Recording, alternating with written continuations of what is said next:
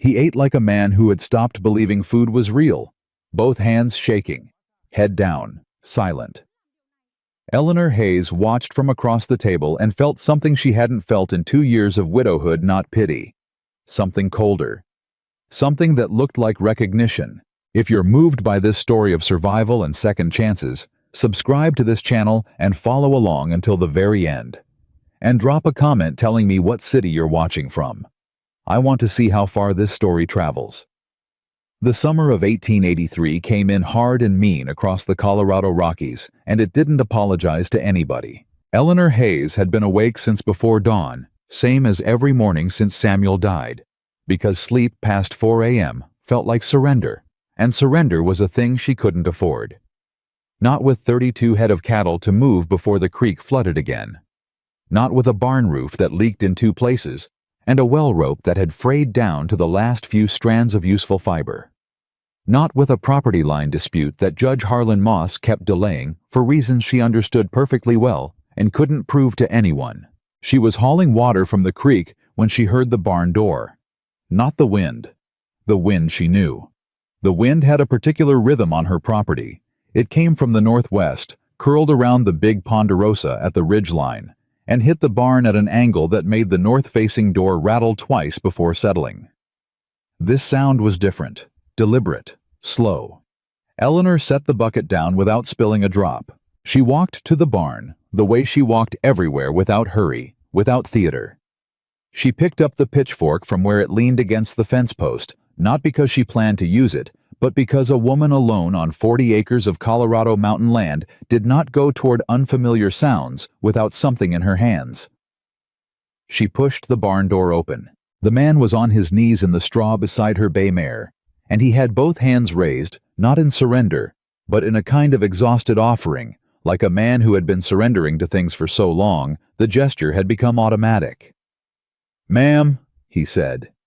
His voice came out cracked and dry as August riverbed.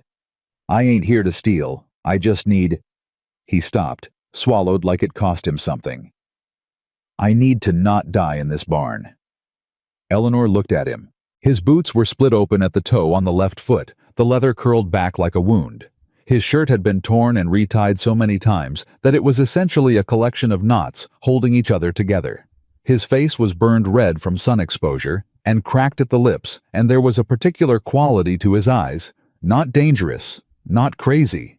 Just the flat, dull look of a man who had been operating past the edge of his body's tolerance for so long that he had stopped registering pain as an event and started registering it as a climate. He was also, she noticed, gripping his left side with one hand.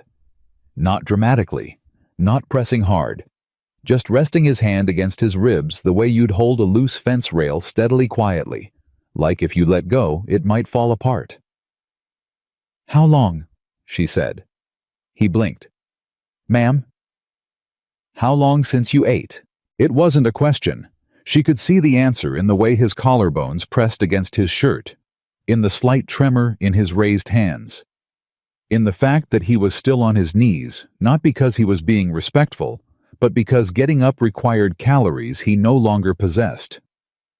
"4 days, he said. "Maybe 5.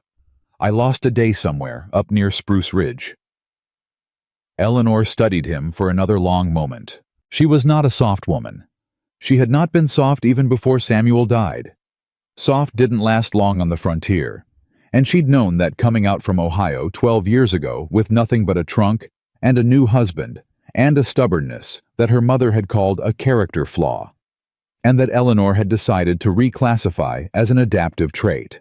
But 2 years of running the Hayes homestead alone had done something additional to her, had stripped away whatever remained of the polite instinct to comfort strangers, to soften edges, to offer reassurance before it was earned. She looked at this man, and she made a calculation. That was what she did now. She calculated. He was large, she could see that even kneeling. Broad across the shoulders in a way that spoke of real work, not vanity. His hands, even shaking, were a working man's hands. Rope-scarred. Calloused in the right places. He had a knife at his hip, standard frontier issue, but he hadn't reached for it, and she'd been standing in this doorway long enough that if his intentions were wrong, he'd have shown it by now. "Can you stand?" she said. "Yes, ma'am." He couldn't. Not easily. He got his right leg under him, and the left one followed, but he listed sideways, and had to catch himself against the stall gate, and the mare shifted nervously, and he murmured something to the horse low and automatic, a horseman's reflex, and the mare settled. Eleanor noted that too. "Come to the house," she said. Slowly. "If you do anything I don't like, I'll shoot you and bury you behind the barn. I've done it before." He looked at her. Something moved across his face. Not fear. More like a man who had just heard something he recognized. A familiar language spoken in an unfamiliar accent. "I believe you," he said. His name was Caleb Walker. She got that much out of him while he ate because she asked it directly the way she asked everything, and he answered it like a man who'd been asked harder questions and was grateful for an easy one. She gave him beans, bread, water first, then coffee, because she'd learned from nursing Samuel through 2 fever winters that you didn't give a depleted body solid food without liquid to carry it first. She set the food in front of him and sat across the table with her rifle resting across her knees, not pointed at him, just present, and watched him eat. He ate slowly. That surprised her. She had expected the desperate animal feeding of a starving man, and there was desperation in it. Yes, she could see the effort it cost him to not simply shove the bread into his mouth whole, but he ate slowly, deliberately, like a man reminding himself of manners he'd nearly forgotten. "Mountain man," she said. "Guide," he said. "Was." What happened? He looked up from his plate. His eyes were gray, not blue-gray, not green-gray, but the flat, charcoal gray of storm-coming sky.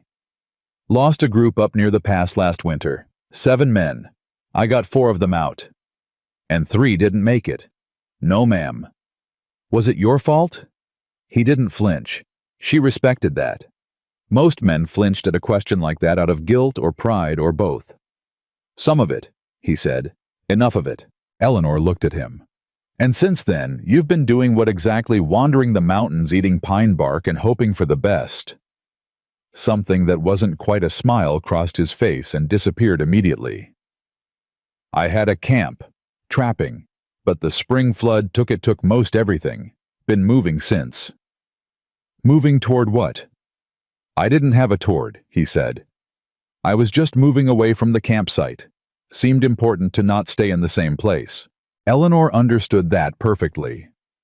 She had felt the same way for the first 3 months after Samuel's funeral, the desperate need to be in motion, because stillness meant time to think, and time to think meant time to feel, and feeling was something she had placed carefully into a box in the back of her chest, and sealed shut, because she had 32 head of cattle and a leaking barn roof, and 40 acres that did not care how she felt. "You're a long way from any town," she said. 12 miles to Harlan Creek. I know, I counted." "You were walking 12 miles to town in that condition." He looked at his boots. "I was walking 12 miles to town in this condition, yes ma'am. It seemed like a better plan 2 days ago." "What changed?" "I fell down a gully this morning," he said. "Took me 3 hours to climb back out, reassessed my situation." Eleanor was quiet for a moment. Then she said, "You can sleep in the barn tonight." He looked up. "Not because I trust you," she said. "Because I am not going to be responsible for a man dying of exposure 12 miles from the nearest town in the middle of summer, which would make me look foolish. You'll sleep in the barn. You'll leave at first light or stay to work. I'll pay you fair wages, or you'll leave whenever you feel able. Those are your options." He looked at her for a moment. "Work," he said. "You sure you haven't heard what the work is?" "Don't matter," he said. "I need to be useful somewhere." He paused. "It matters, to me, being useful." Eleanor looked at him. Really looked at him for the first time since she'd found him in her barn. Not calculating, just looking. There was something in his face she hadn't expected. Not gratitude, though that was there too. Something quieter. The look of a man who had been carrying something so heavy for so long that having someone hand him a legitimate purpose, any purpose, felt like being allowed to set the weight down. Just for a moment, just enough to catch his breath. She stood up. There are blankets in the chest by the barn door. The mare's name is Duchess, and she doesn't like strangers messing with her feet, so don't. There's a pump in the yard for washing. I start work at 4:30. If you're not up, I'm not waking you." She picked up the rifle and walked toward the door. "Mrs. Hayes." She stopped. "Thank you," he said. She didn't turn around.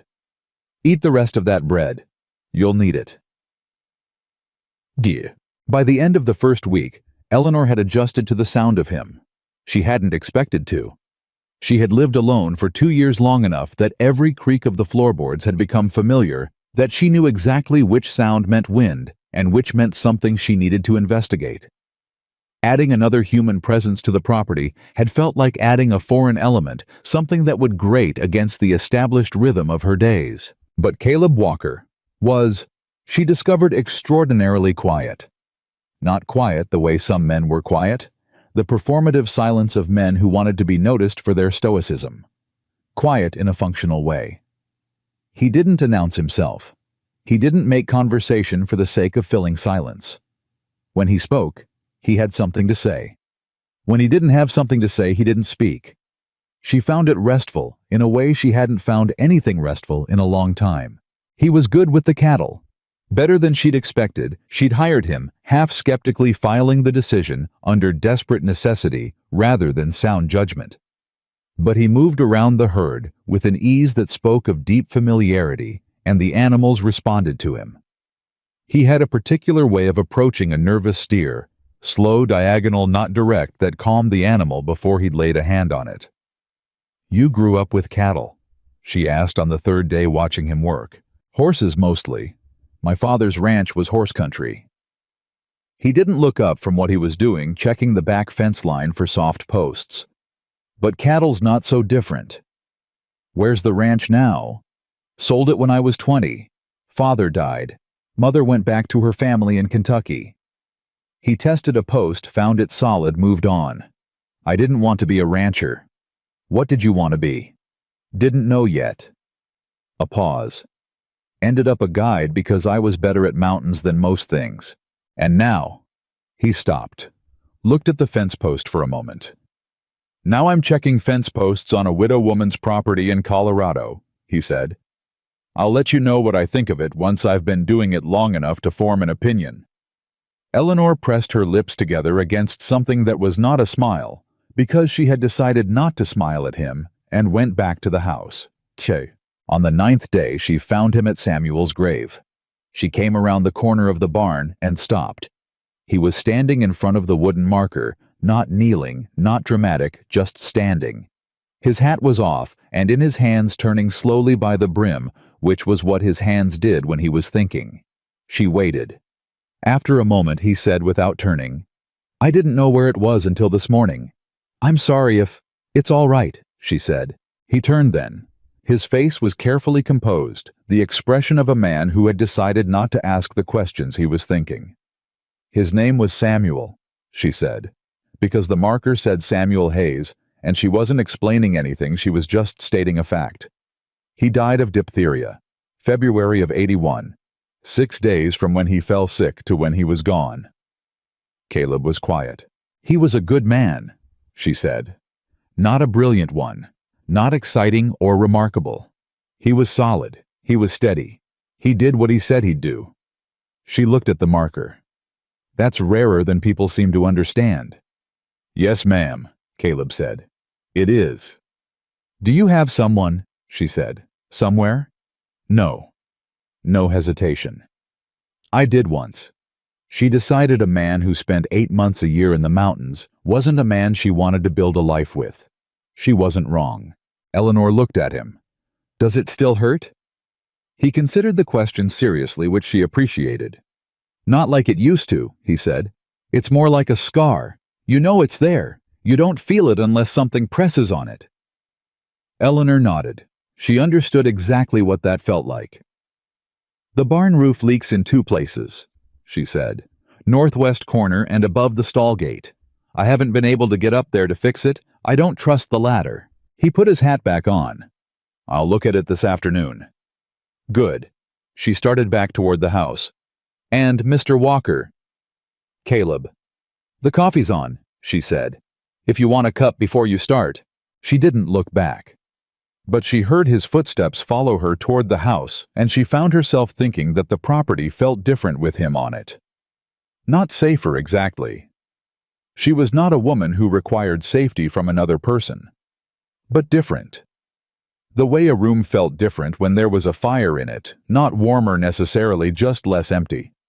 She went inside and poured 2 cups of coffee, and if she set his down on the table instead of leaving it on the counter, a small thing, a thing that meant sit, stay. This is a place you're allowed to be, she told herself. It was simply efficiency. She was very good at telling herself things. By the end of the 2nd week, Judge Harlan Moss sent a man to the property. Eleanor saw him coming from a 1/4 mile out. She always watched the ridgeline, always knew who was approaching before they arrived, because a woman alone on 40 acres made that habit into a survival skill. The man was riding one of the judge's horses, which she knew by the distinctive white stocking on the left front leg. He was not someone she recognized. She was on the porch when he arrived. She did not stand up. "Mrs. Hayes," the man said without introducing himself. He had the manner of someone who'd been sent to deliver a message and had decided to enjoy the delivery. "Judge Moss sends his regards. He asks me to inform you that the property line hearing has been postponed again. He'll notify you of the new date in due course." "In due course?" Eleanor repeated. "It's been postponed 3 times. "Yes, ma'am. The judge is a busy man." "The judge," Eleanor said evenly, "is stalling because he's already promised that land to Gerard Whitfield, and he's hoping I'll sell before the hearing makes his arrangement inconvenient. You can tell him I said so." The man's manner shifted slightly, hardened at the edges. "That's a serious accusation, Mrs. Hayes." "It's a statement of fact," she said. "Accusations imply uncertainty. I'm not uncertain." From the barn she heard the sound of Caleb setting down tools. She didn't look that direction. She kept her eyes on the judge's man.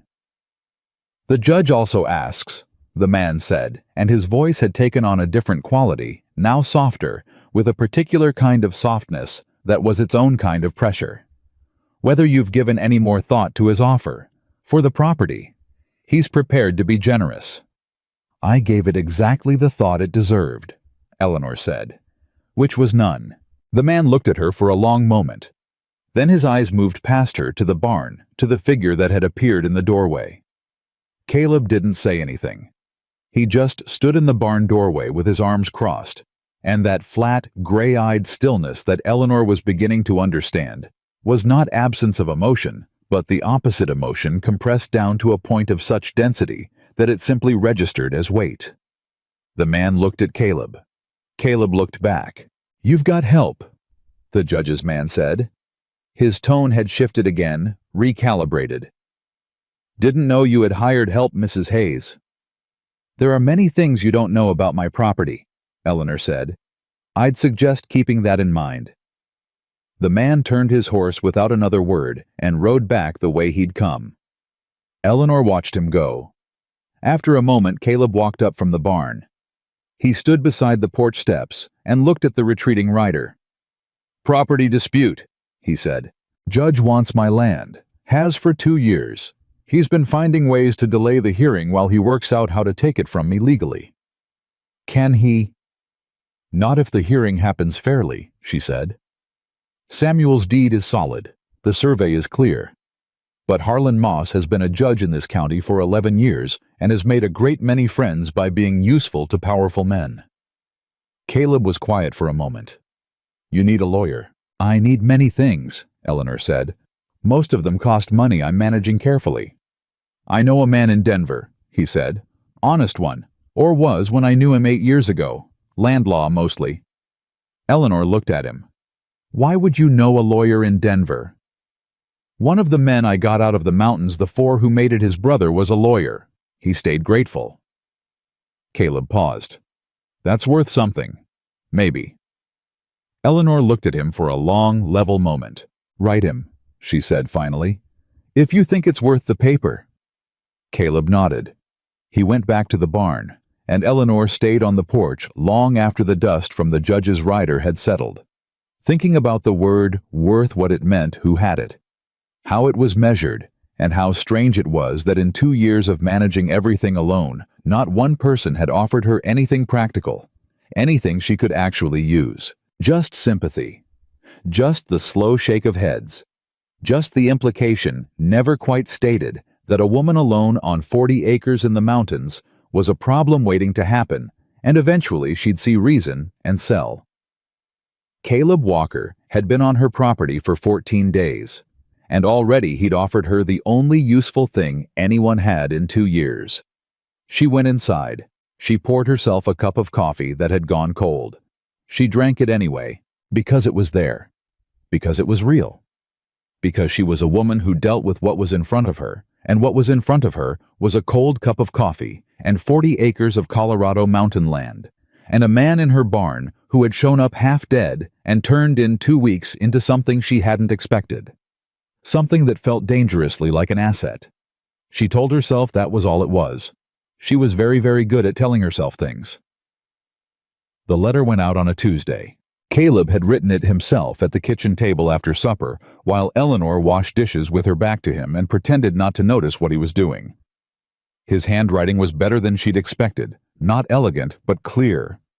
The handwriting of a man who'd had someone teach him correctly and had practiced enough to make it stick. He folded it, sealed it, set it on the table without comment, and went back to the barn. Eleanor picked it up in the morning and took it to town herself because she trusted the Harlan Creek post office slightly more than she trusted leaving anything important unattended, and because she needed flour anyway, and because going to town gave her an opportunity to read the room to see who was watching her, who looked away too quickly, who had clearly had a recent conversation with Judge Moss or Gerard Whitfield that they didn't want her to know about. She had learned to read rooms the way Caleb read mountain weather, quietly, without showing that she was reading anything at all. The post office was fine. The general store was fine. It was on the way back to her wagon that she ran into Whitfield himself. Gerard Whitfield was not a bad-looking man, which was one of the things about him that irritated Eleanor most. He was prosperous and well-dressed, and had the particular confidence of a man who had never in his adult life experienced a consequence he hadn't been able to buy his way around. He owned the largest cattle operation in the county. He wanted her 40 acres because her creek access was the cleanest water source for 10 miles in any direction, and he wanted it the way men like him always wanted things, not because he needed it, but because it was there and he could. "Mrs. Hayes," he said, tipping his hat, "you're looking well." "Mr. Whitfield," she said. "I heard you've taken on a hired hand," he said pleasantly. "Good for you. The property's a lot to manage alone." "I've managed it fine for 2 years." "Of course you have." He smiled. It was a practiced smile, the kind that landed just short of sincerity. "I only meant it must be a relief, to have someone to share the burden." "I'll pass on your concern to my hired hand," Eleanor said. "He'll be moved." Whitfield's smile held, but something behind his eyes adjusted, recalculated. "I wonder if you'd reconsider my offer, Eleanor. I've been generous. I could be more so." "My answer hasn't changed, Mr. Whitfield." "Things change," he said. "Circumstances change. A woman in your position." "In my position," she said, "I own clear title to 40 acres of Colorado land. I have a pending property line hearing, and I am standing on a public street in broad daylight, being pressured by a man who would do better to spend his time managing the property he already has." She picked up her wagon reins. "Good morning." She drove home with her hands steady and her jaw tight, and the particular burning sensation behind her sternum that 2 years of being underestimated had put there like a permanent scar. Caleb was splitting wood when she got back. He looked at her once, just once, a quick assessing glance, and said nothing. But he put the axe down and came to help with the flour without being asked, and she found herself unreasonably grateful for the fact that he didn't say anything, didn't ask, didn't offer comfort she hadn't requested. "Whitfield stopped me in town," she said, because she believed in stating facts. What did he want? The same thing he always wants, phrased more pleasantly.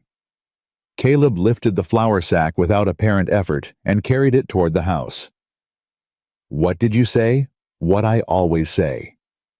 He nodded, set the sack down inside the door, turned to go back to the wood. "He knows you're here," she said. Caleb stopped. "He made a point of mentioning it," she said. "That he'd heard I had a hired hand. It wasn't casual, it was information. He wanted me to know he was paying attention." Caleb turned back around. His face was doing the thing it did when he was thinking hard.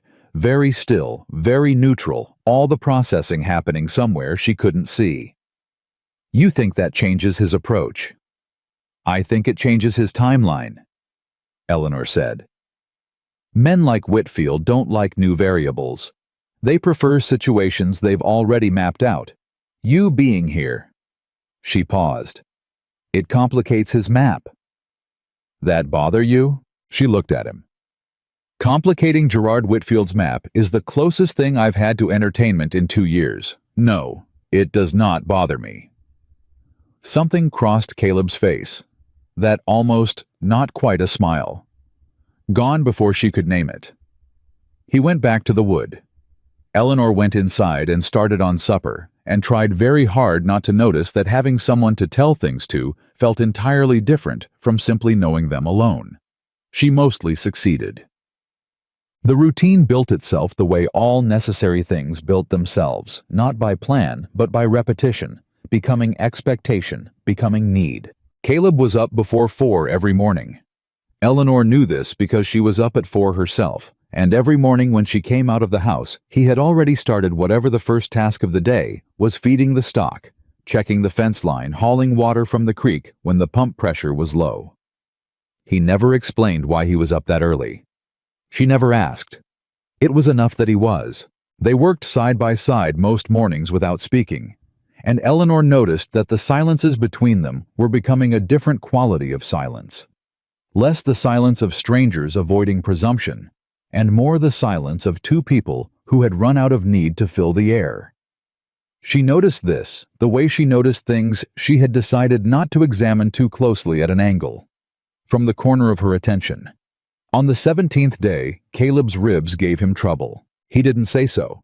He showed no outward sign, or rather, he showed the signs that someone who was trained to look for them could read: a slight shortening of his stride on the right side, the way he favored his left arm when lifting a stillness at the end of the day that went beyond tiredness and into something managed. Eleanor had nursed a man through 2 sick winters. She knew the difference between tired and hurting. She waited until after supper when the dishes were done and the lamps were lit, and Caleb had pushed back from the table in the way that meant he was about to stand up and go to the barn. "Show me your ribs," she said. He went very still. "I'm not asking," she said. "I can see you're favoring them. I need to know whether you need a doctor or whether you're being stubborn about bruising." "I don't need a doctor." "Show me your ribs." A pause. Long enough that she could see him considering whether to argue and deciding against it. He unbuttoned his shirt and lifted it. Eleanor looked at his left side. "That," she said, "is not bruising." 2 of his ribs were visibly displaced, not broken through the skin, but wrong in the way that meant the bone had fractured and shifted. The bruising around them was old purple-yellow, which meant it had happened before he reached her property, before she'd found him in the barn. He had been working on her property for 17 days with 2 fractured ribs and had said nothing. "How," she said very carefully, "did this happen?" "The gully," he said, "when I fell. The gully you fell into the morning before you reached my barn." "Yes, ma'am." Eleanor was quiet for a moment, not because she was angry, or not only because she was angry, but because she was looking at this man who had worked 17 days on her property with 2 fractured ribs and had not said a single word about it, and she was feeling something she hadn't felt in a long time and wasn't entirely sure what to do with. "Sit down," she said. "Mrs. Hayes, it's Caleb." She used his name deliberately. She had been careful with his name, had used it only twice before, and both times precisely. She used it now with the same precision. "Sit down." He sat. She got the kit from the cabinet, the same kit she'd used for Samuel's fevers, and her own hand when she'd cut it badly on a fence wire 6 months ago and hadn't had anyone to help her bandage it. She wrapped his ribs with the efficiency of someone who had learned field medicine out of necessity and had become proficient at it. He didn't make a sound while she worked. She was close to him, close in the practical, unsentimental way of medical necessity, but close, nonetheless close enough to feel the controlled steadiness of his breathing, the deliberate effort he was making to hold still and not make it harder for her. "This is going to take weeks to heal properly," she said. "I know. You should have told me. You needed the help." Eleanor stopped. Just for a moment, just a half-second pause in her hands. Then she kept going. "I have managed this property for 2 years," she said. "I did not need you to manage yourself into permanent injury on my behalf." "I know," he said again. "Then why didn't you say anything?" Silence. Long enough that she looked up from the bandaging to find him looking at the wall, that particular expression of a man choosing words from a limited and carefully guarded supply. "Because you gave me a place to be useful," he said finally. "And I was afraid if you knew I was hurt, you'd tell me to rest. And resting—" He stopped. "Resting is hard for me right now. Harder than the ribs." Eleanor held the end of the bandage and looked at him. She thought about what she knew of Caleb Walker, which was not much in terms of facts, and considerably more in terms of the kind of knowledge that came from watching a person work for 17 days. She thought about the 7 men he'd guided into the mountains, and the 3 he hadn't brought out. She thought about the way he talked about being useful, not as a preference, but as a need. The way some people needed food or water or air. She tied off the bandage, stood up. "You'll work half days for the next 2 weeks," she said. "The fence line in the morning. Nothing that requires lifting above your shoulder. If you try to exceed those limits, I will know, and I will revise the arrangement." He looked at her. "You can't watch me every minute." "I don't need to," she said. "I watched my husband for 8 years. I know what hiding pain looks like." She put the kit away. "Half days." A pause. "Yes, ma'am," he said.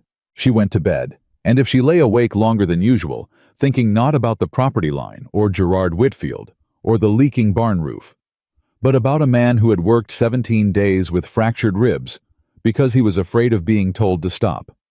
She told herself it was simply the practical concern of an employer for the condition of her workforce.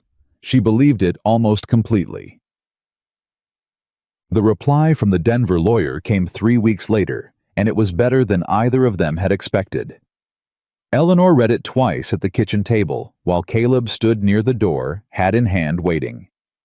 She had not invited him to sit because she needed to read it without the distraction of his presence, which was itself a thought she declined to examine. "He'll take the case," she said. "Pro bono initial consultation. He says the Harlan Creek property records are already in dispute in 2 other cases, and if my deed documentation is solid, the hearing outcome is favorable." Caleb nodded slowly. "The deed is solid." "Samuel was meticulous," she said. "He was meticulous about everything." She set the letter down. "He also says there's been a complaint filed against Judge Moss in Denver. Misconduct. I didn't know that." "Harlan would know," Caleb said. "That's why he keeps postponing. He's buying time to see how the complaint resolves." Eleanor looked up. "How do you know that?" "Because that's what a man does when he's got leverage. He's not sure he'll still have next month," he said. "He stalls, makes sure every advantage stays in place before he moves." She looked at him for a moment. "That's a particular kind of knowledge, Caleb. I've known men like Harlan Moss," he said. "Not judges, but men with that kind of relationship to power. You learn to read them." "Where?" He was quiet for a moment. "Some in the mountains, some before that." He shifted his hat brim through his hands.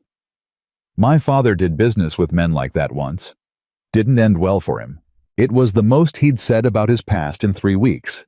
Eleanor filed it, not intrusively, just noted it, placed it in the growing file of things she knew about Caleb Walker and what they added up to. "I'll write back tonight," she said. "I'll send the deed documentation with the next letter." She paused. "Thank you for the contact." "Don't thank me yet," he said. "Thank me if the hearing goes the right way." "I'm thanking you for the offer," she said. "That's separate." He looked at her. Something in his face shifted, not much, just a small recalibration, like a man who had expected something and gotten something slightly different, and was adjusting his expectations accordingly. He put his hat on and went back to the barn. Eleanor picked up the letter again, read it a third time, and thought not for the first time that the thing about useful people was that you didn't always recognize them until they'd already changed something important. Samuel had been like that. Not dramatic, not declarative, just quietly, consistently present until he wasn't, and the absence of his usefulness had nearly broken her. She was not thinking about Caleb Walker in that context. That was not what she was doing. She folded the letter carefully and put it in the box with Samuel's deed and all the other documents she kept locked and dry and safe, because documents were the things that protected you when everything else failed. And Eleanor Hayes had learned that lesson at a cost she did not intend to pay twice.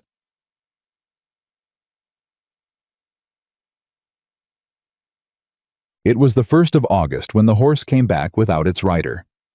Eleanor was on the porch when she saw it one of her neighbor Ben Reardon's horses, a chestnut gelding she recognized by the blaze on its face, coming down the creek road at a walk with the saddle empty and one stirrup dragging. Her stomach dropped before her mind had fully processed what she was seeing. "Caleb," she called. He came out of the barn at a pace that said he'd heard the urgency without her having to explain it. He saw the horse. He was moving before she finished pointing. He caught the gelding easily. The horse was shaken, but not wild, which meant it had been walking a while and had worked most of the panic out. He checked the saddle, checked the gelding's legs, looked at the direction it had come from. "Reardon's place is north," Eleanor said. 3 miles up the creek road." "I know." He was already untacking the chestnut and reaching for her bay mare's halter. "I'll go." "I'm coming." "Mrs. Hayes." "Ben Reardon is 62 years old and lives alone, and that horse just came home without him," she said. "I'm coming." He looked at her for 1 second. Then he saddled Duchess without further argument and brought out the older gelding she kept for heavier work and had him saddled in 4 minutes flat, and they rode north together without speaking because there was nothing useful to say. They found Ben Reardon half a mile from his property line on the ground beside the creek, conscious, but barely he'd taken a fall from the horse when it shied at a rattlesnake, and he'd hit the rocky bank hard enough to do something bad to his left leg. He was gray in the face and breathing shallow, and had been lying there for better than 2 hours. "Ben," Eleanor said, kneeling beside him. "Ben, it's Eleanor Hayes." "I know who you are," Ben said with the particular irritability of a hurt man who hadn't lost his mind. "I can see fine my leg's the problem." He looked up at Caleb. "Who's this?" "Caleb Walker," Caleb said. He was already assessing the leg with his hands, gentle, precise. "I'm working the Hayes place. Where does it hurt most?" "Below the knee," Ben said. "And my hip." "But the hip's old. That's not new." "The leg is broken," Caleb said. Not cruel, just direct. "You need to be moved carefully. I'm going to splint it with what we have. It's going to hurt." "Son, I'm 62 years old," Ben said. "Everything hurts. Do what you need to do." Caleb stripped 2 straight branches from the creek bank and used his own belt and Eleanor's kerchief and the leather from Ben's own saddlebag to build a splint that was not elegant and was entirely functional. He worked fast, and his hands were steady, and when Ben gasped and grabbed Eleanor's wrist, Caleb said quietly, "Almost done, sir. You're doing fine," and meant it. Ben made it back to his property on the makeshift travois Caleb rigged from the horses. Caleb got him inside and onto his bed, and Eleanor built the fire up and put water on while Caleb went for the neighbor woman 2 miles further along who functioned as the closest thing the area had to a midwife and general medical practitioner. By the time he got back with the neighbor woman, a steady gray-haired woman named Mrs. Pruitt, who looked at the splint and said, "Better than I'd have done," with what was high praise from her.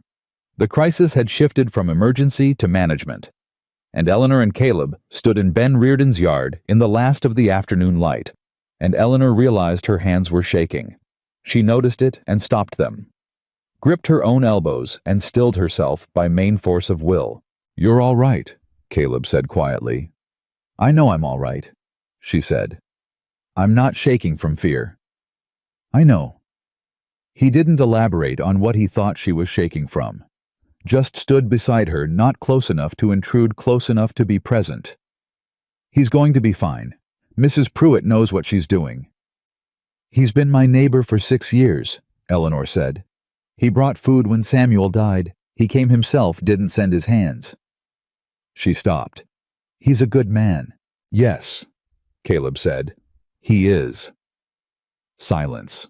The ordinary kind now. The kind that had its own weight and its own comfort. You built that splint very well, Eleanor said. For a mountain guide. Guides do a lot of field medicine, he said. Mountains don't care whether you've got supplies. A pause. Also, one of the men I got out of the pass had 2 broken ribs and a fractured wrist. I learned a great deal on that trip. She looked at him sideways. Is that supposed to make me feel better about the fact that you worked on my property for 17 days with fractured ribs and said nothing? The almost smile again. No, he said. Probably not. Good, she said, because it doesn't. But the sharpness was out of it. They both knew that. They rode back to the Hayes property in the early dark, the horses walking easy and Eleanor's hands steady again. And at the gate, Caleb dismounted and took Duchess's reins without being asked, because that was what he did. He read what was needed without requiring it to be spelled out, and then he did it quietly without announcement. Eleanor went inside. She put the kettle on. A few minutes later, she heard his boots on the porch step. She had already put out 2 cups. Tomorrow, she said when he came in. I want to start checking the north fence line properly. Ben's going to be on his back for weeks, and I don't want cattle wandering between our properties and adding to his trouble. Caleb sat down, wrapped his hands around the cup. Early start. When is it not? 4:30 then. 4, she said. Before the heat. He nodded, drank his coffee. She drank hers. Outside the Colorado dark, pressed against the windows full and warm and deep, the way summer dark was in the mountains. Nothing like the thin, mean winter dark that had filled this house when Samuel was dying. This was a live dark, full of crickets and the distant sound of the creek and the occasional call of something moving through the brush on the ridge. Eleanor set her cup down. Caleb, she said. He looked up. You did well today, she said. With Ben, you did. She stopped. That was good work. He looked at her for a moment. Something in his face opened slightly, not dramatically, not in a way that would embarrass either of them, just a small quiet easing, like a fist unclenching one finger at a time. Thank you, he said. Simple, quiet. She stood up and took her cup to the basin. 4 o'clock, she said. 4 o'clock, he said. She went to her room, and if she stood inside her closed door for a moment before she moved to the lamp, if she stood there and pressed her hand flat against the wood and felt the solid reality of it, and thought about the fact that on the other side of her house there was someone who had done good work today and meant it, and expected nothing from her for saying so, she stayed there only a moment, only long enough to understand that something had shifted without her permission. And then she moved to the lamp and turned it down and told herself it was only the difficulty of the day catching up with her. She was very good at telling herself things. She was becoming, she suspected, slightly less good at believing them. The north fence line took 4 days. Not because it was that long. 3 miles of fence between the Hayes property and Ben Reardon's grazing land was a half-day job under normal circumstances, but because 2 seasons of deferred maintenance had turned it into a project rather than a task. Posts rotted. Wire pulled loose from the staples. 3 sections had collapsed entirely under the weight of a winter she'd had no one to help her reinforce against. Caleb worked without complaint. Eleanor worked beside him. By the 2nd day, she had stopped explaining what needed to be done, and he had stopped waiting to be told.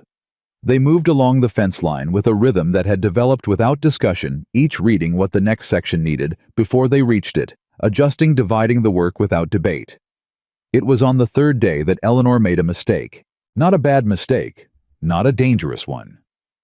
She was setting a post anchor, and her foot slipped on the loose creek bank, and she went down hard on one knee, and before she had fully registered what had happened, Caleb's hand was at her elbow, not grabbing, not catching dramatically, just there.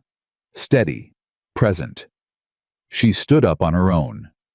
But his hand was there for the half second it took her to find her footing, and then it was gone, and neither of them said anything about it, and they kept working. That night Eleanor sat at the kitchen table for a long time after supper, hands around a cup of coffee gone cold, and thought about the weight of a hand at an elbow. She thought about how long it had been since anyone had touched her casually, not medically, not deliberately. Just the ordinary, unremarkable contact of someone present enough to catch you when you slipped. 2 years. 2 years and 4 months to be exact since Samuel had last put his hand on her arm. She poured the cold coffee out and went to bed and did not think about it anymore. She was exceedingly good at not thinking about things. They finished the fence on a Thursday, and by Friday the work had moved to the barn roof, which Caleb had been quietly preparing for without announcement. Eleanor came out in the morning to find he had already gotten the lumber she'd ordered from Harlan Creek 2 weeks ago, and staged it beside the barn, and had the ladder braced and tested. "You checked the ladder," she said. "It's solid," he said. "I reinforced the base. It was wobbling on the left side." She looked at the ladder, then at him. "I could have done that." "I know," he said. "I did it because it was there, and I was up." Eleanor said nothing, but she noted as she noted everything the manner of it. Not possessive, not demonstrating competence for her benefit. Just a man who saw a thing that needed doing and did it the same way she did, without theater. She went up the ladder first on principle. He followed without comment. They worked on the roof through the morning, and it was up there, moving carefully across the old cedar shingles with the Colorado mountains spread in every direction, and the summer heat already building, that Caleb said, without looking at her, "I got a letter from Denver this morning, with yours." Eleanor went still. "From the lawyer. From his office. My mail is forwarded to the Harlan Creek post office." He paused, setting a shingle with precision. "The complaint against Judge Moss was upheld.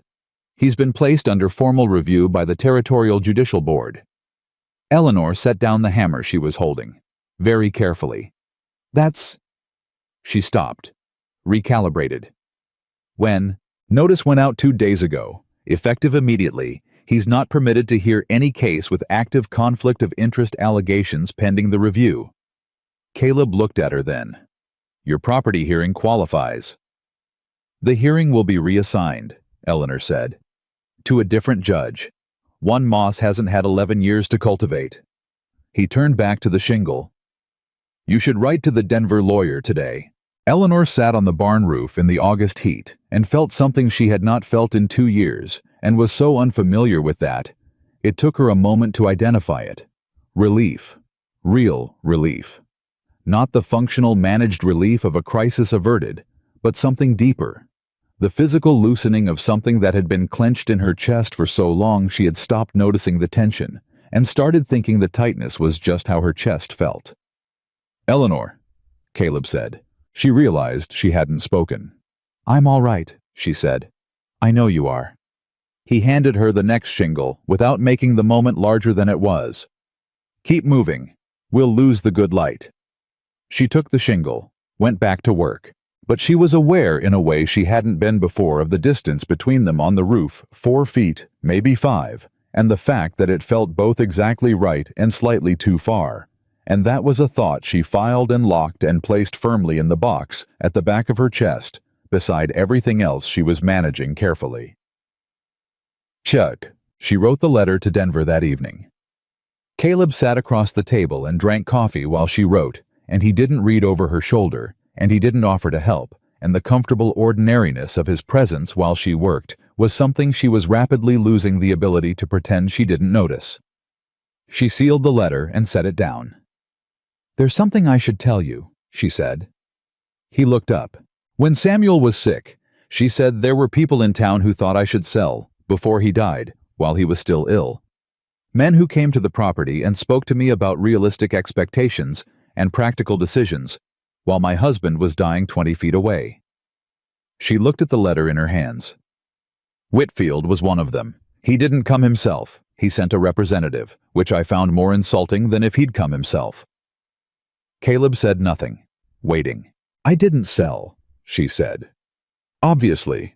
And after Samuel died, I told myself I was keeping the property because it was mine, and because Samuel had worked for it, and because I was not going to reward the kind of men who circled dying situations like...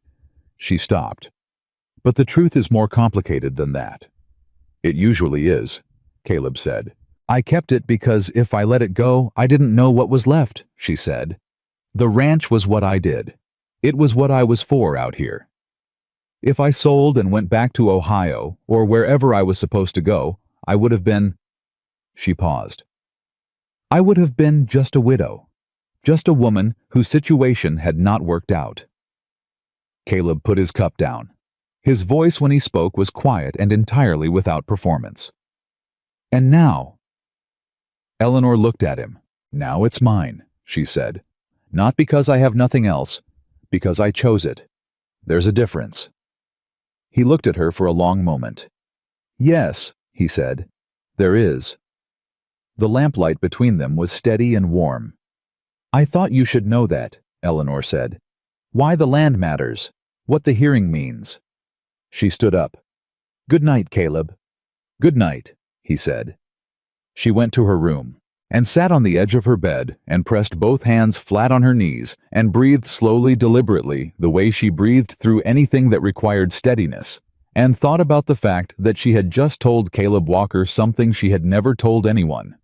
Not the Denver lawyer. Not Ben Reardon, who was her closest neighbor and the closest thing she had to a friend in this county. She had told him because he had asked now. Because the question had been genuine, not polite. Because he asked things like he actually wanted to know the answers, which in her experience was rarer than most people would admit. She went to sleep, and for the first time in longer than she could calculate, she slept straight through to 4 o'clock without waking in the dark, to the sound of her own thoughts. The morning Ben Reardon came to the property on a borrowed crutch was the morning everything changed. Eleanor saw him coming from the porch and went out to meet him, because a 62-year-old man with a broken leg and a crutch had no business making a 3-mile round trip on foot unless he had something that couldn't wait for her to come to him. His face told her before his words did. There were men at your fence line last night, he said. North end near the creek. I saw them from my upper window. I've been sleeping light, the leg wakes me. 3 men. They weren't ranchers. Eleanor's face didn't change. Did you recognize them? One of them I've seen in town. He rides with Whitfield's outfit. The other 2 I don't know. Ben's voice was tight and angry in the way of men who were angry on behalf of someone else. They weren't doing anything. Just looking, walking the fence line, checking. Checking, Eleanor said. Like men who'd been sent to look at something before they did something to it, Ben said. I've seen that before. In '74, before the Kellerman place burned. Men walked that fence for 3 nights before the fire. Eleanor stood very still. Ben looked at her with the directness of someone who has decided that kindness requires honesty. Eleanor, these men are not going to let the hearing happen if they can prevent it. Not now that Moss is out of it. Whitfield needs that land, and he knows a fair hearing doesn't give it to him. I know, she said. You need to be careful, Ben said. More careful than you have been. And your man... He glanced toward the barn. He needs to know, she told Caleb while he was sharpening the fence wire cutters in the barn, because there was no point in making it a formal conversation. Formal conversations implied that she was uncertain how to say a thing, and she was not uncertain. She told him plainly, the way she told him everything, and she watched his hands stop moving on the wire cutters and stay very still. 3 men, he said. Ben doesn't know the other 2. Whitfield has hired men for this kind of work before, Caleb said. Not a question. He said it like a man who had already thought about this possibility and had been waiting for confirmation. Apparently, she said. He set the wire cutters down, turned to face her fully. I want to move my bedroll to the hayloft tonight. Eleanor looked at him. Not for... He stopped, started again. The hayloft gives a view of the north fence line from the high window, and the creek road, If anyone comes onto this property at night, I'll hear them before they reach the house." Eleanor was quiet for a moment. In her chest, the thing she had been managing was doing something complicated. Gratitude tangled with something else. Something that had to do with the fact that he had said this property and not your property. And she was not sure when that had changed or what it meant that she had noticed. "All right," she said. "I'll need a lantern with a shutter," he said. "And your rifle needs to be by your bed, not on the wall rack." "It's been by my bed since the first week of Samuel's illness," she said. "I'm not a woman who needs to be told to arm herself." A flicker of something in his eyes. "No," he said. "You're not." She went back to the house. That night, she lay in her bed with the rifle on the floor beside her, and the window cracked an inch, and listened to the Colorado dark. And it was different from all the other nights she'd listened to it, because somewhere above her in the hayloft, there was a man who was also listening. She slept badly, not from fear, from the awareness of not being alone in the listening. Church. 3 nights passed without incident. On the 4th night at 2 in the morning, she heard the loft door. Eleanor was awake before she'd consciously decided to be rifle in hand. Feet on the floor, heart rate elevated but controlled. She heard footsteps cross the yard below, not trying to be silent, which meant either carelessness or an announcement, and then Caleb's voice low from the yard. "Eleanor, come out, quietly." She put on her boots and her coat and went out. He was standing at the corner of the barn, and in the pale moonlight, his face was set in that compressed stillness she had learned to read as contained alarm. He pointed north without speaking. She looked. A light. Moving along the north fence line. Slow and deliberate. A lantern, maybe, or a torch swinging slightly with the gait of the person carrying it. And behind it, barely visible, 2 more.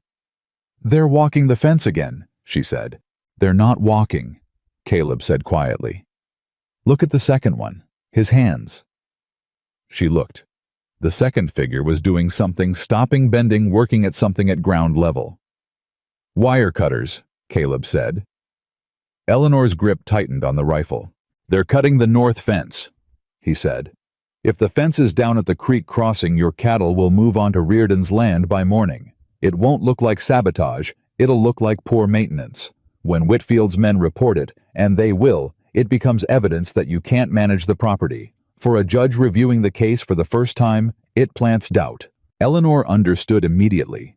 It was elegant and vicious, and exactly the kind of move that a man like Whitfield would make, not dramatic, not criminal in any obvious way, just corrosive, just effective.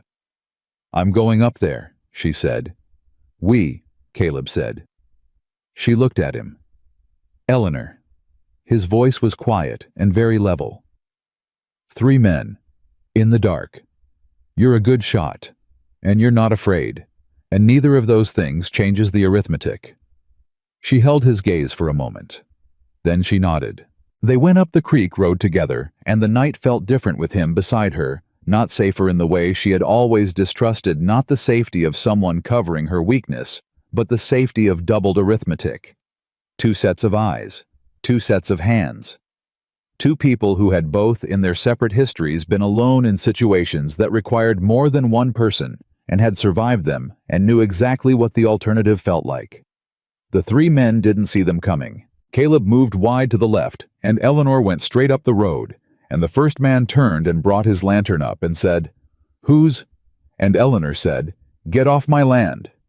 And the sound of her voice in the dark was entirely without panic or theater. It was the voice she used for facts. The man with the lantern stepped back. He was younger than she'd expected, mid-20s maybe, with the look of someone who'd been hired for this job and was rapidly reconsidering its appeal. "Mrs. Hayes," he said. He knew her name, which meant Whitfield had briefed them. "We're just checking the fence line." "At 2 in the morning," Eleanor said. "We were passing." "You've cut 4 sections of wire," she said. "I can see them from here. That is criminal destruction of property, and I will see you in front of a judge for it. And given that the current judge reviewing cases in this county has no established relationship with Gerard Whitfield, I am confident about the outcome." She raised the rifle slightly. Not aimed, just present.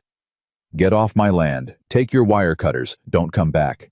The second man, the one with the wire cutters, was looking past Eleanor, looking at Caleb, who had come up on the left and was standing still in the moonlight with his arms at his sides, and that quality of concentrated stillness that Eleanor had learned to read, but that these men were reading now for the first time.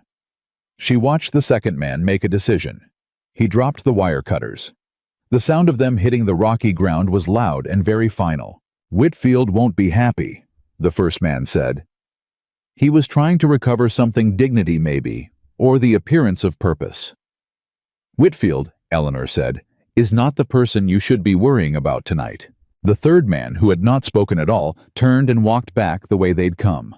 The other two followed him. Not running, that would be too direct an admission of what they were, but walking fast in the particular way of men who have realized they've badly miscalculated something.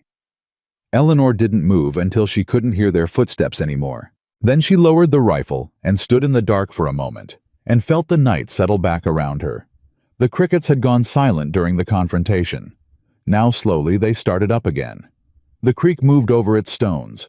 The mountains in every direction held their dark bulk against the sky. Caleb came to stand beside her. She was shaking. She noticed it at the same moment he probably did, a fine tremor in her hands, not dramatic, just present. "I'm all right," she said before he could say it. "I know," he said. Neither of them moved. "I was not afraid," she said. "I know that too," he said. "I hate this," she said. Quiet. Tight. "I hate that they come here and that they think they can—" She stopped. Breathed. "This is Samuel's land. He is buried 20 feet from that barn, and these men came here in the dark with wire cutters and—" "Eleanor," Caleb said. She stopped. He turned toward her, not reaching for her, not presuming, just turning so that she was not alone in the dark with whatever she was feeling. "They left," he said. "Your fence is cut, but it's fixable. Your cattle haven't moved yet.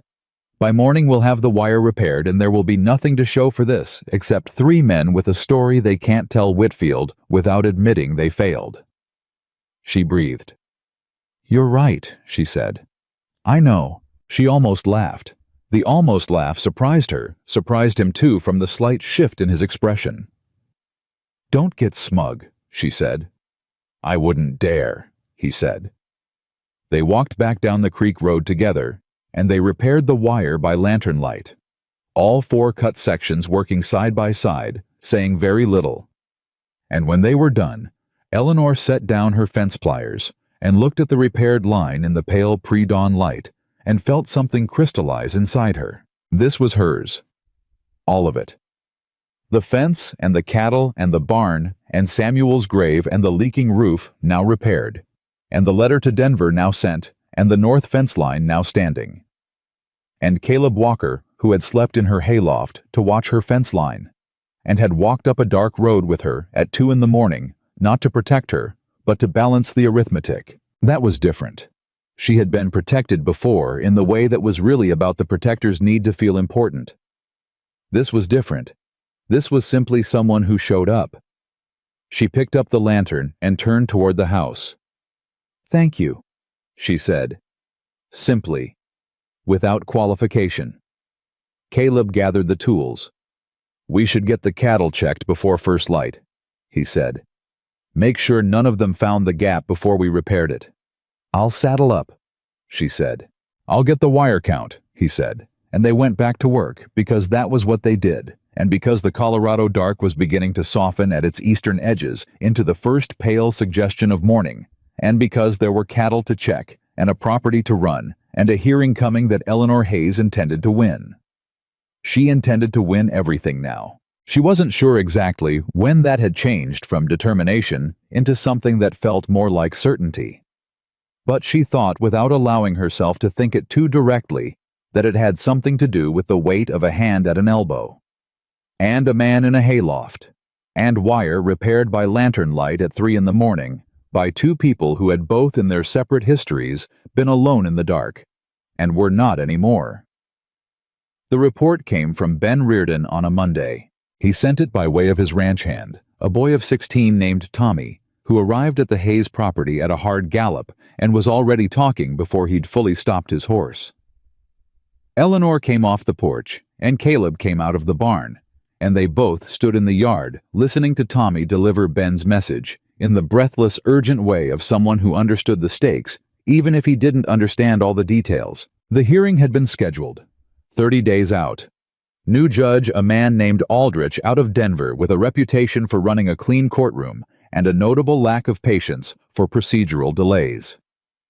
The Denver lawyer had confirmed it in a letter that had arrived at Ben's place, forwarded from the post office, because Ben had been going to town on his crutch every few days and had quietly made himself Eleanor's informal mail relay. "Mr. Reardon says congratulations," Tommy said, catching his breath.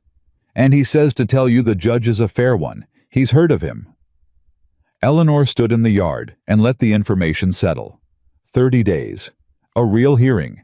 A judge who hadn't spent 11 years being cultivated by men like Harlan Moss. "Tell Ben thank you," she said, "and tell him to stay off that leg." Tommy grinned and turned his horse and was gone at the same hard gallop. Eleanor looked at Caleb. 30 days, she said. "Plenty of time," he said, "for the documentation to be organized and forwarded to Denver." "And for Whitfield to try something else," she said. Caleb looked at her. "Yes," he said. "For that too." Neither of them said anything more about it. But she noticed that after Tommy left, Caleb began moving through his days with a particular quality of attention that she recognized from the night of the fence, that compressed, outward-facing alertness of a man who had decided that something was coming and was arranging himself to meet it. She found it both reassuring and unsettling. Reassuring because she trusted his instincts. Unsettling because she trusted them enough that his alertness made her own sharpen, and spending 30 days in that state of sharpened alertness was exhausting to contemplate. She wrote to the Denver lawyer that evening. Caleb sat across the table and said nothing, and she found, as she had found every other time she'd written at that table with him present, that his silence was not empty. It was the silence of someone paying attention without intruding, which was so rare in her experience that she'd stopped taking it for granted somewhere around the 3rd week. She sealed the letter, looked at it. "I want to ask you something," she said. He looked up. "When this is over," she said, "when the hearing is done and the property line is settled and Whitfield has run out of legal angles." She paused, chose words carefully. "What do you want to do?" Caleb was still for a moment. "You mean, do I intend to leave?" "I mean, what do you want?" she said. "That's a different question." He looked at his coffee cup for a moment. Then he looked at her, and when Caleb Walker looked directly at a person, it was different from how most people looked. There was no social performance in it, no management of impression. He just looked. "I want to stay," he said. "If there's a place for me here, I want to stay." Eleanor held his gaze. "There's a place for you here," she said, simple, undecorated. She said it the way she said everything that mattered as a fact, not a sentiment. Caleb nodded once. "Then I'll stay." She stood up and took the letter to the cabinet where she kept the outgoing mail. "Same wages," she said from across the room, "plus the barn." "That's fine," he said. "Don't think it's anything more than practical," she said. A pause. "I don't," he said. But when she turned back to the table, his coffee cup was empty, and he was almost smiling, and she decided not to address it because she had a letter to mail in the morning and 30 days of preparation ahead of her, and she was a woman who dealt with one thing at a time. The 2nd week after the hearing was scheduled was when Whitfield made his next move, and it came from a direction Eleanor had not anticipated. She was in town, the general store collecting supplies, and the week's mail, when she heard her name spoken by a voice she didn't immediately place. She turned. The woman was perhaps 50, well-dressed by Harlan Creek standards, with the careful presentation of someone who spent time on it. Eleanor recognized her. After a moment, Margaret Hollis, wife of the county clerk, a woman she had exchanged pleasantries with perhaps 6 times in her 12 years in Colorado, and had no strong opinion of either way. "Mrs. Hayes," Margaret said. I'm glad I caught you. I've been meaning to.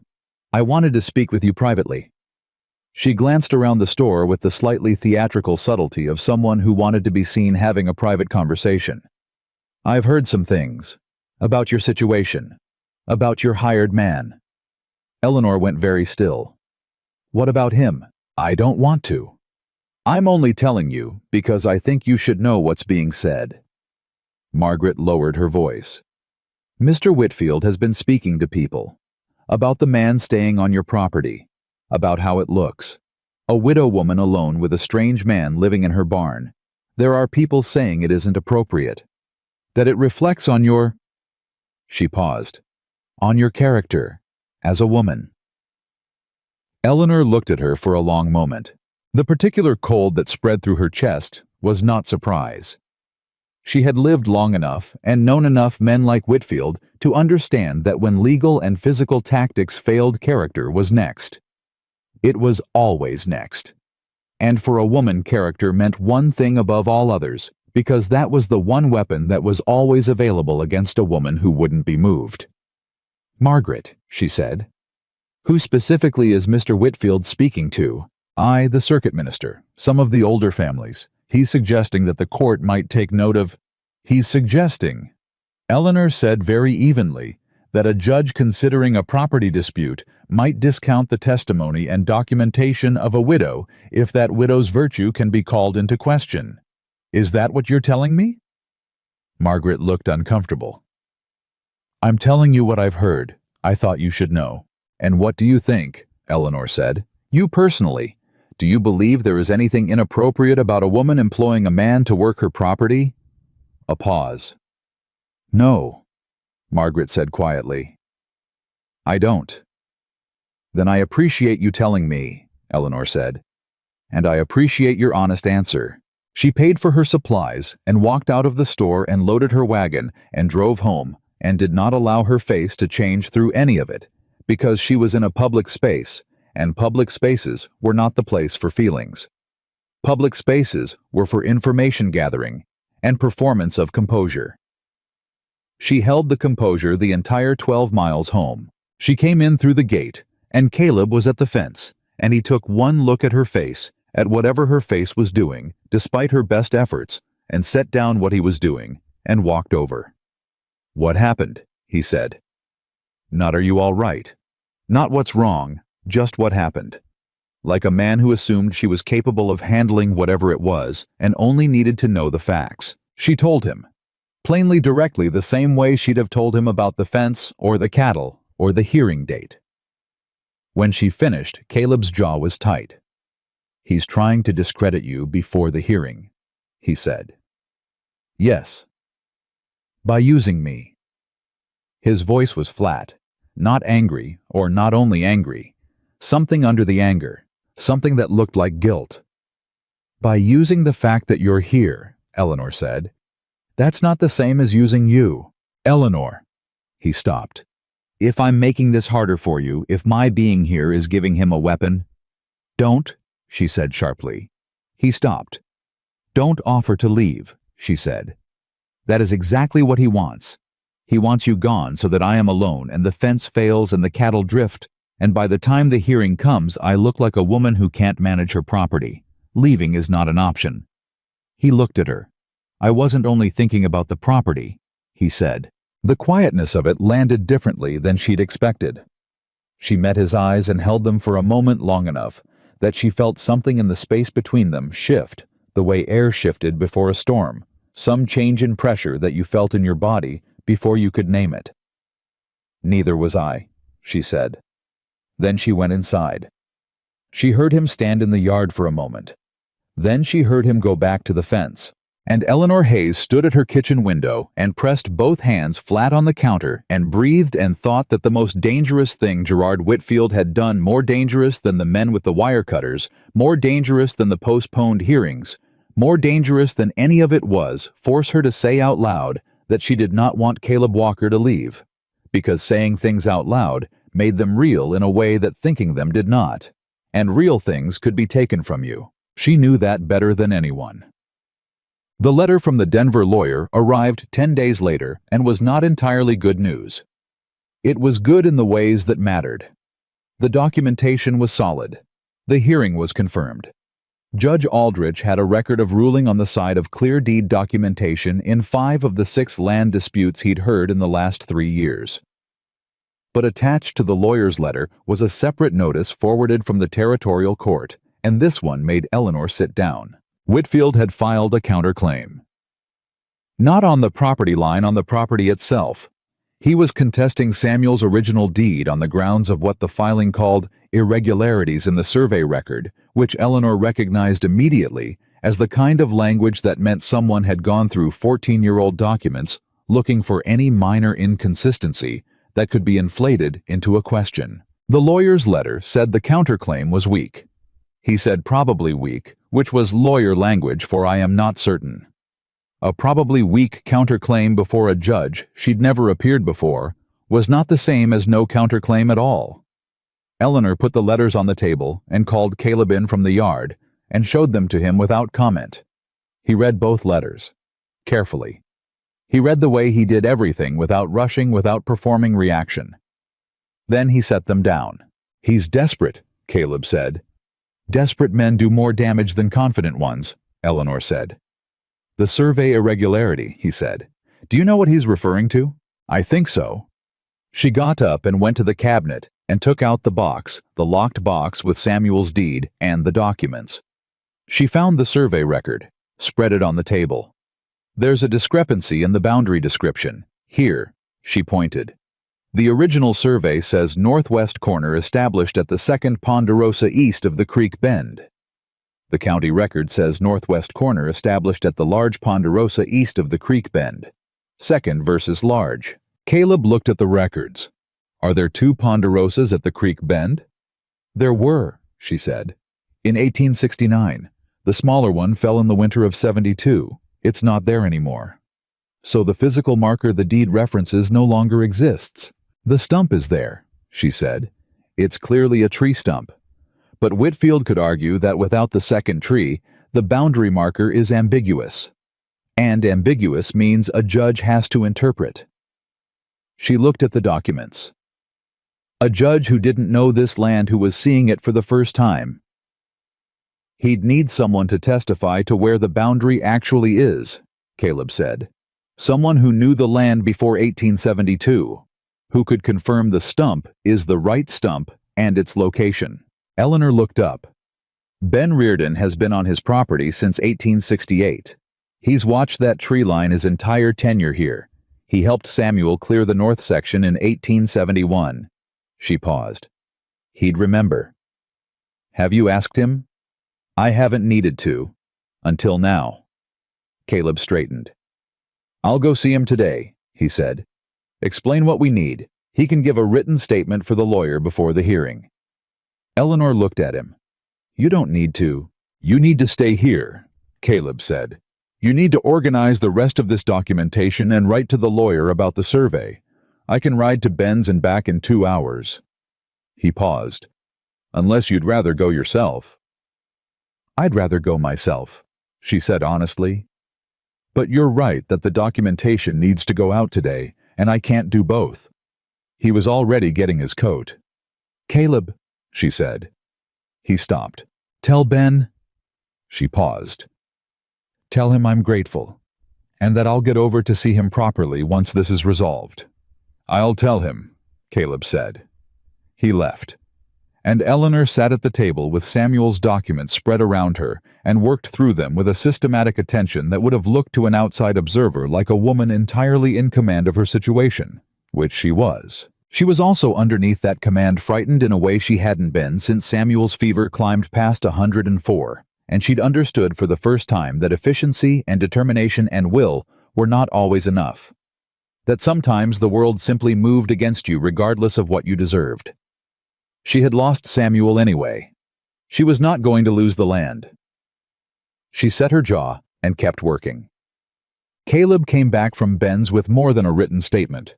He came back with Ben Reardon himself, leg and crutch, and all seated on the wagon bench with Tommy driving, and an expression of determined stubbornness on his face that dared anyone to suggest he should have stayed home. Ben, Eleanor said, coming out to the yard. I'm not writing it down, Ben said before she could speak. I'll come to the hearing and say it in person. I've been saying I wanted to see the inside of a proper courtroom for 30 years and my leg's not going to stop me. He climbed down from the wagon with Tommy's help and the careful dignity of a man who was in significant pain and refusing to acknowledge it. Besides, he said, I want to look the new judge in the eye when I tell him I watched Samuel Hayes plant that survey stake myself in October of 1869.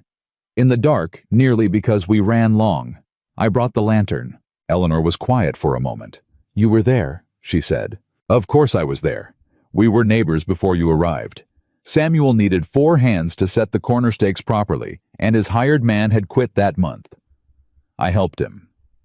Ben's voice was matter-of-fact. I can describe exactly where each stake went.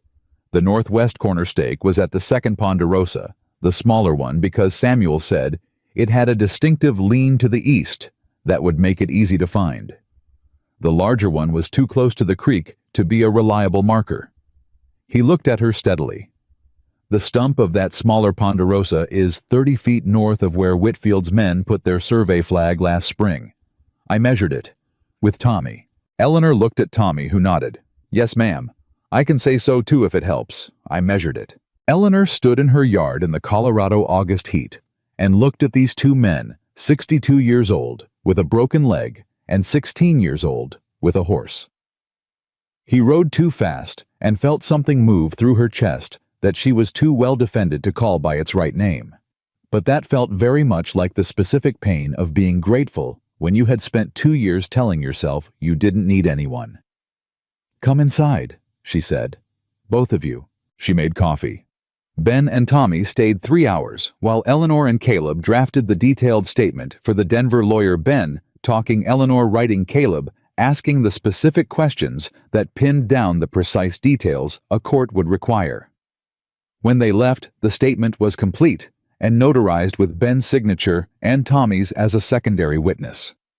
Caleb walked Ben to the wagon. Eleanor stood on the porch and watched them go, and she heard Ben say something to Caleb too low for her to make out. And she saw Caleb nod, and Ben put a hand briefly on Caleb's arm in the manner of an older man communicating something he considered important. And then Tommy was helping Ben up onto the wagon bench, and they were gone down the creek road. She waited until Caleb came back to the porch. What did he say to you? She said.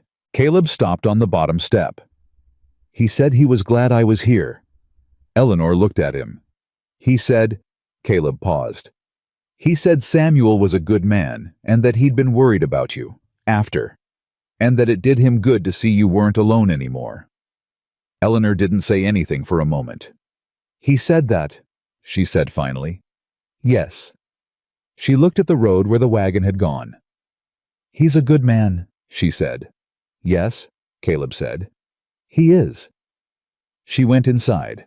She got halfway to the kitchen before she stopped in the middle of the room and stood very still with her hands at her sides. Not crying. Eleanor Hayes was not a woman who cried easily or often, and this was not one of the times she did.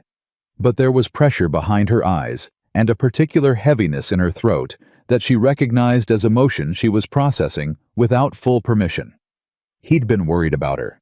After. She had known this in the abstract, had known that people worried had heard it in the carefully phrased concern of the women in town, had seen it in Ben's face on the occasions she'd run into him in the first terrible year.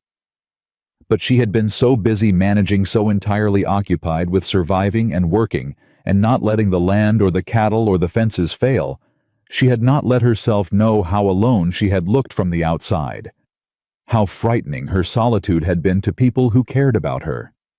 How much of her independence had been visible not as strength, but as a woman refusing help she desperately needed. She stood in the middle of her kitchen and felt the weight of 2 years of managed solitude settle on her all at once.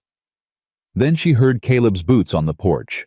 She moved, got to the stove, put the kettle on with hands that were steady and a spine that was straight and a face that showed nothing except the ordinary composure of a woman who had decided what the next task was.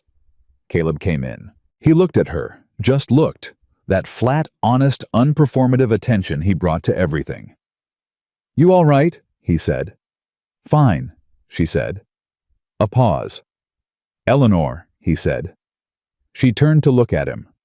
He was just inside the door, not close, not crowding her, just standing in her kitchen in the late afternoon light, with his hat in his hands, and that particular expression she had learned to read, as a man working up to something he wasn't sure would be welcome. "You don't have to be fine," he said. "You're allowed to not be fine sometimes." She looked at him for a long moment. "I know that," she said. "I'm not sure you do," he said. Quiet. Not challenging. Just said. Eleanor held his gaze. And the thing that had been building in her chest for weeks, the thing she had filed and locked and managed and organized, and firmly refused to examine pressed against its container in a way it had not done before. "I know it," she said again, more quietly. "I'm just out of practice." He nodded. Set his hat on the peg by the door, not asking permission, just doing it, the gesture of a man who had decided this was a place he belonged. "The hearing's in 20 days, he said. "The documentation is solid. Ben's statement is solid. You're going to win this." She looked at her hands on the stove handle. "And if I don't?" "Then you fight it again," he said. "And I'll still be here." The simplicity of it landed in her chest like something solid, like a post anchor, like a stake driven into ground. Still here. She turned back to the kettle, poured 2 cups, set his on the table in the place that had become, without any formal designation, his place at her table. 20 days, she said. 20 days, he said. He sat down. She sat down across from him. Outside, the Colorado summer moved through its long afternoon, unhurried and indifferent, the way it had moved through every afternoon of the 2 years she'd spent alone, but it didn't feel the same as those afternoons. It felt different in the way that rooms felt different with a fire in them. Not warmer necessarily, just less empty. And Eleanor Hayes, who was very good at telling herself things, found that she had run out of things to tell herself. So she drank her coffee, and let the afternoon be what it was. The morning of the hearing, Eleanor was up at 3. Not because she'd set herself to wake at 3, because she hadn't slept past 3, hadn't really slept at all past midnight, if she was being honest with herself, which she was trying to be more of. She lay in her bed and listened to the Colorado dark and went through the documentation in her head the way she went through fence line, methodically post by post, checking for weakness. The deed. Solid. The survey record with Ben's corrected notation. Solid. Ben's signed statement with Tommy's secondary witness signature. Solid. The Denver lawyer's brief, which had arrived 4 days ago and which she had read 7 times. Solid. She got up at 3 and dressed and went to the kitchen and put the kettle on, and she was not surprised when she heard the loft door and then Caleb's boots on the porch steps. He came in without knocking. He hadn't knocked in 3 weeks, and she hadn't told him to because the absence of that particular formality had happened naturally, and she'd decided not to disturb natural things. He sat down. She poured 2 cups. Neither of them said anything for a while. "You slept," she said finally. It wasn't a question. "Some," he said. "Good." She wrapped her hands around her cup. "One of us should be rested." He looked at her. "You're going to win today, Eleanor." "I know," she said. "Then why?" "Because knowing doesn't stop the feeling," she said. "I know it's going to be fine. I also know that Samuel knew he was strong and healthy in October of 1880 and was dead by February. Knowing things doesn't make you immune to what can happen." She paused. "I'm allowed to be anxious." Caleb was quiet for a moment. "Yes," he said. "You are." "Don't agree with me so easily," she said. "It's unsettling." "Would you prefer I argue?" "I'd prefer you drink your coffee," she said. "We leave at 6. He drank his coffee, and she sat across from him in her kitchen at 3 in the morning and felt underneath the anxiety and the documentation review and the careful composure, something that she recognized now that she had stopped pretending not to recognize. A settled warmth. The particular comfort of not being the only person awake. She had been the only person awake for 2 years and 4 months. She was not anymore. "Butter," They rode to Harlan Creek together with Ben and Tommy in Ben's wagon a quarter-mile behind them, because Ben had insisted on coming in his own vehicle and at his own pace, despite Eleanor's offer to arrange something more comfortable. The morning was cool and dry, the way Colorado August mornings were, before the heat built, and the horses moved easily on the creek road, and Eleanor rode with her back straight and her hands quiet on the reins. Caleb rode beside her without speaking. He was good at that, being present without filling the space with words that weren't needed. She had come to depend on it more than she'd planned. "Tell me something," she said when they were 2 miles out from town. "What kind of something?" "Something that isn't about the hearing," she said. He thought about it for a moment. "When I was 23, he said, "I guided my first group alone. 3 men elk hunting 10 days in the Rockies. First night out, I got us so thoroughly lost that I didn't sleep for 30 hours trying to find our position. Found it eventually. The men never knew we'd been off course." Eleanor glanced at him. "How did you find it?" "Followed the water down," he said. "Water always knows where it's going." She thought about that. "That's either wise or obvious." "Out there it's the same thing," he said. She almost smiled. She let herself this time. "Did you ever get lost again?" "Yes," he said. "But never the same way twice." She looked at the road ahead. "Is that supposed to be comforting?" "It's supposed to be true," he said. Comforting wasn't the goal. "No," she said. "I suppose not." They rode the last 2 miles in silence. But it was a different silence from the silences of the first weeks, not the silence of strangers avoiding presumption, but the silence of 2 people who had found without planning to a language that lived in the spaces between words.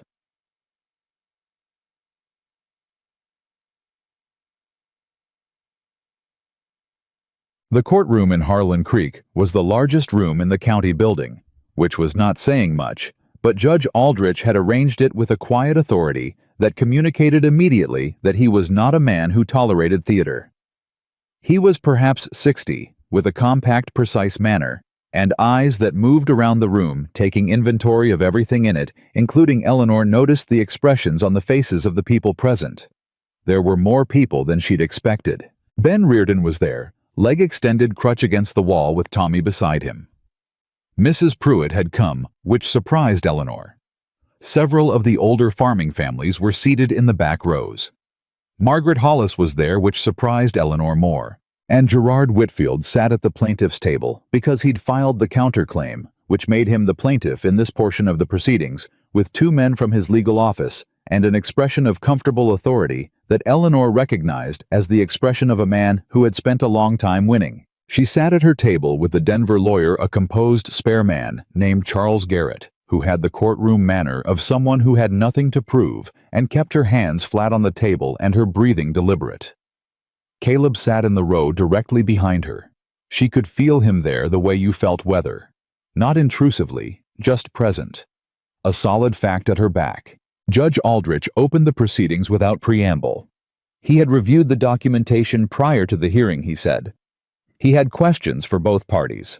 He expected direct answers and had no patience for what he called, with a precision that made Whitfield's lawyer shift in his seat, procedural noise. The hearing ran 3 hours. It was not dramatic in the way of stories. It was methodical, systematic. The way real things were not cinematic confrontation, but the slow, careful dismantling of a false position through the accumulation of fact upon fact upon fact. Garrett presented the deed.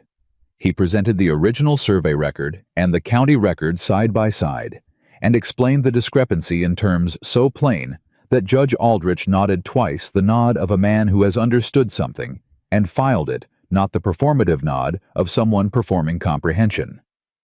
Then Garrett called Ben Reardon. Ben made his way to the witness position with his crutch and his broken leg and his 62 years, and he sat down and looked at Judge Aldrich directly and said without being asked to begin, "I was there when Samuel Hayes set those survey stakes, Your Honor. October of 1869. I can describe exactly where each one went and why. You want me to start with the northwest corner, since that seems to be what we're here about." Judge Aldrich looked at Ben for a moment with something that was not quite amusement, but was in the same county. "Please," he said. Ben talked for 20 minutes. He was clear and specific and unimpressed by the setting, and when Whitfield's lawyer tried to cross-examine him on the question of the fallen ponderosa, Ben said, "Son, I've been looking at that stump from my upper window for 11 years. I know which tree it was. I know where it stood. And I know exactly how far it is from where Mr. Whitfield's men put their flag because I measured it myself 6 weeks ago. 30 feet north. You want to call Tommy Birch up here, he can confirm the measurement." Tommy confirmed the measurement. Whitfield's lawyer made 3 separate attempts to introduce the character question, phrased each time as a concern about property management, about the stability of the homestead, about recent changes in the property's occupancy. Each time Judge Aldrich cut him off with a flat, brief precision that left no room for the next attempt. "Mr. Caldwell," the judge said after the 3rd attempt, "I have reviewed the deed, the survey records, the county documentation, and the witness testimony. I am not interested in the personal arrangements of the property's owner. I am interested in the question of whether the deed is valid and the boundary correctly established. If you have evidence relevant to those questions, present it. If you are attempting to introduce irrelevant material, I will note it in the record." Whitfield at his table did not change expression, but his lawyer sat down, and Eleanor at her table let out a breath so carefully controlled that no one in the room could have seen it. Judge Aldrich ruled from the bench. He did not take the case under advisement. He did not schedule a subsequent date for his decision. He looked at the documentation in front of him, and he looked at the room, and he said in a voice that had the same quality as the final stroke of a hammer on a properly set nail, "The deed presented by Mrs. Eleanor Hayes is valid. The boundary as established in the original survey of October 1869 is confirmed as described with the northwest corner stake located at the site of the ponderosa, now represented by its stump 30 feet south of the marker placed by the Whitfield survey team. The counterclaim filed by Mr. Gerard Whitfield is dismissed.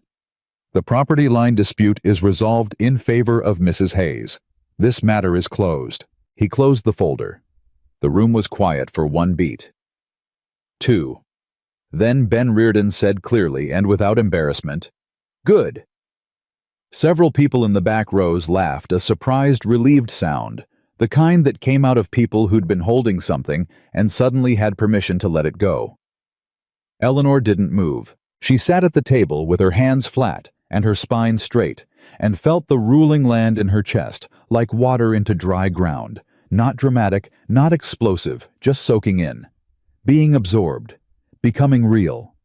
Garrett put his hand briefly on her arm. "Congratulations, Mrs. Hayes." "Thank you," she said, "for everything." Whitfield stood. He and his lawyers gathered their materials without speaking, and as he passed Eleanor's table, he stopped just for a moment. He looked at her. Something moved through his face that she couldn't quite read. Not quite concession, not quite respect. Something in between the expression of a man who had met an edge he didn't expect. He nodded once, moved on. Eleanor watched him go. Caleb was at her shoulder before she'd turned around. She turned to look at him. He was watching Whitfield leave, and there was something in his face, a controlled, contained stillness, the expression of a man who has been ready for something and is now standing down from that readiness, careful about doing it gradually. "It's over," she said. He looked at her. "Yes," he said. "You can stop watching the door," she said. Something relaxed in his shoulders, not much, but enough to see. "Old habit," he said. "I know," she said. Ben reached them, crutch working steadily, Tommy at his elbow. Ben put both hands on Eleanor's shoulders, the gesture of a man who'd known her long enough to have earned it, and looked at her with the direct warmth of someone who was not going to pretend he wasn't moved. "Samuel would be proud of you," he said. Eleanor met his eyes. "He'd be proud of the fight," Ben said. "But more than that, he'd be glad you're all right. That's what he'd care about most." She put her hand over Ben's, squeezed once, let go. "Thank you, Ben," she said, "for coming, for testifying, for all of it." "Pfft," Ben said. I've been waiting 11 years for an excuse to tell that story about setting the stakes. Don't thank me. It was a pleasure. They rode home in the early afternoon, and the creek road felt different under the horses' feet, or not different, but the same in a way Eleanor noticed for the first time. The same road she'd ridden 12 miles into town on for 2 years of managing alone. The same ponderosas at the ridge. The same creek sound from below the bank. Same mountains, same sky, same Colorado summer. But she was not the same woman on it that she'd been. She was not sure exactly when that had changed. It had not happened at any single moment she could point to. It had happened the way the fence got repaired, and the barn roof got fixed, and the cattle learned which way the new hand moved gradually through repetition, through the accumulation of ordinary mornings. Caleb rode beside her and didn't push her to talk. She was grateful for that. When the Hayes property gate came into view, Eleanor felt something move through her that she could only describe as landing. The specific sensation of arriving back in a place that was entirely undeniably hers, not contested, not threatened, not provisional. Hers. Settled and confirmed and closed. She rode through the gate. Caleb dismounted and opened it, and she rode through, and he came after and closed it behind them, the familiar creak of the gate latch dropping into place. They put the horses up, unsaddled them, brushed them down. They moved through the routine the same way they always did, without assignment, without announcement, each doing the part that was in front of them. When they were done, they stood in the barn doorway for a moment. "I want to tell you something," Eleanor said. He looked at her. "When you came here," she said, "when you showed up in my barn half dead and trying to apologize for it, I made a calculation. I told myself you were a practical resource, a useful problem to solve." She paused. "I want you to know that's not what you are. That's not what you've been. For a long time." Caleb was still. "I don't say things like that easily," she said. "You know that." "I know," he said. "I'm saying it now because the hearing is over and the land is mine, and I don't have an excuse anymore to not say things I should say." She met his eyes directly. "You stayed. Through all of it. The fence and the roof and the outlaws at 2 a.m, and Whitfield's men and the hearing, and you stayed. And it mattered. It matters." Caleb looked at her for a long moment. Then he said, "Can I tell you something?" "Yes. When I came up that road," he said, "I wasn't looking for anything. I was done looking. I had been moving for so long away from what happened on that mountain pass that I'd stopped being able to imagine stopping anywhere. Stopping meant staying. Staying meant—" He stopped. Staying meant being someone, in a place. And I didn't know if I was that anymore. Eleanor held his gaze. "You gave me something to be," he said. "Not by asking me to. Just by having work that needed doing and letting me do it. And then by—" He stopped again, chose words. "By letting me be here. Actually here. Not just working. Being here." She understood. Because she had felt the same thing from the other side, the way his presence had shifted the property from a thing she was managing into a place she was living. The difference between surviving something and belonging to it. "You're here," she said, "as long as you want to be." He looked at her, and then slowly, carefully, in the manner of a man who was not certain his gesture was welcome, but had decided the risk was worth the asking, he reached out and took her hand. Not dramatically, not with announcement, just took her hand. His palm against hers, warm and calloused and entirely real. Eleanor looked down at their hands. Then she looked up at him. She had been alone for 2 years and 4 months. She had managed and survived and fought and won, and she had done most of it with her jaw set, and her hands steady, and her feelings locked in a box in the back of her chest. She had told herself it was enough. She had almost believed it. She tightened her fingers around his. "Come inside," she said. "I'll make supper." He didn't let go of her hand. "I'll set the table," he said. They walked across the yard together through the gate between barn and house. and the Colorado afternoon lay across the property in long, warm bands of late summer light across the repaired fence, and the sealed roof, and the clear creek, and the 40 acres of uncontested land that bore Eleanor Hayes's name in a document now confirmed by a federal judge. They went inside. She started supper. He set the table. And in the easy, ordinary quiet of the kitchen, the sound of the fire and the clatter of plates and two people moving around each other, with the practiced comfort of people who had been sharing space long enough to know where the other one would be. Something that had been broken for a long time was not broken anymore. Not fixed in the way of repaired things where you could still see the seam, fixed in the way of healed things where the new growth was stronger than what had been there before. Later after supper, they sat on the porch in the last of the light.